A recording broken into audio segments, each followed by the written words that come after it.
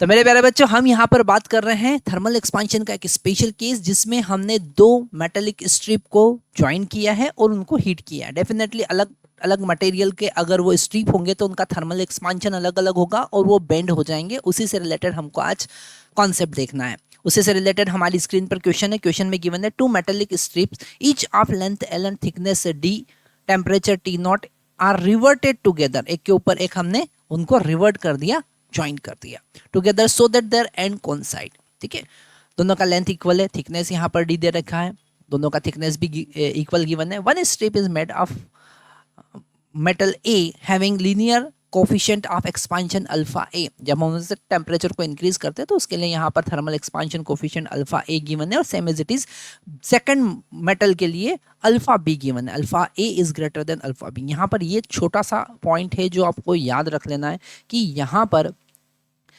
ए का जो thermal expansion होगा वो ज़्यादा होगा एज कम्पेयर टू बी, क्योंकि उसका अल्फा ज़्यादा है। ठीक है, तो अगर हम उसे हीट करेंगे तो आउटर स्ट्रिप जो होगी वो ए होगी और इनर स्ट्रिप भी होगी, क्योंकि उसका एक्सपांशन ज़्यादा हो रहा है तो वहाँ आर्क का लेंथ ज़्यादा होगा।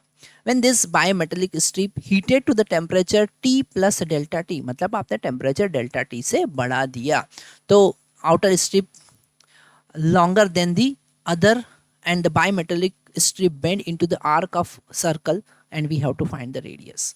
तो यहाँ पर अगर हमने ऊपर वाला स्ट्रिप जो है ना, और यहाँ पर आर्क बना और उसका रेडियस जो है, मीन रेडियस की हम बात करेंगे डेफिनेटली, तो ये पहला स्ट्रिप था, ऊपर वाला स्ट्रिप होगा आउटर स्ट्रिप ए और इनर स्ट्रिप जो है वो बी होगा, और यहाँ पर हम जो रेडियस कंसिडर करेंगे वो मीन रेडियस कंसिडर करेंगे। ठीक है, यहाँ पर रेडियस जो कंसिडर करेंगे और ये होगा एंगल थीटा। ठीक है, तो अगर हम इंक्रीमेंटेड लेंथ देखते हैं ए का, तो हम यहाँ पर मीन वाला लेंथ देखेंगे। ठीक है, कौन सा लेंथ देखेंगे? जो मीन लेंथ है, जिसका रेडियस जो होगा, जिसका रेडियस होगा, अगर हम आर ए का रेडियस देखेंगे, फर्स्ट वाले का रेडियस देखेंगे, तो वो हो जाएगा R plus D by two, क्योंकि मीन हमको लेना है यहाँ पर। सेम एज इट इज अगर आर बी की हम बात करेंगे तो वो हो जाएगा R minus D by two. ठीक है, और वहीं से एंगल गिवन है, रेडियस हमने मान लिया, तो लेंथ भी फाइंड कर सकते हैं। तो length of A after increment of temperature, तो एल ए जो होगा वो होगा R plus D by two into theta, और एल बी जो होगा वो कितना होगा? R plus D by two, R plus नहीं माइनस, तो minus D by two into theta. अगर हम यहाँ पर दोनों को सब्ट्रैक्ट करते हैं, L A minus L B, तो हमको क्या मिलेगा? आर थीटा से आर थीटा यहाँ पे कैंसिल हो जाएगा, ये दोनों ऐड हो जाएंगे और हमको मिलेगा आर डी इंटू थीटा। क्या मिला? D into theta. अच्छा, यहाँ पर थीटा को हम क्या लिख सकते हैं? थीटा को हम लिख सकते हैं R length L divided by R. ये लेंथ एल ओरिजिनल लेंथ हम मान रहे हैं, क्योंकि मीन यहाँ पर हम ले रहे हैं। तो थीटा का वैल्यू यहाँ पर पुट करेंगे, एल ए का वैल्यू हम पुट कर सकते हैं, that is original length L into one plus alpha A into delta theta, हमको थर्मल एक्सपांशन पता है।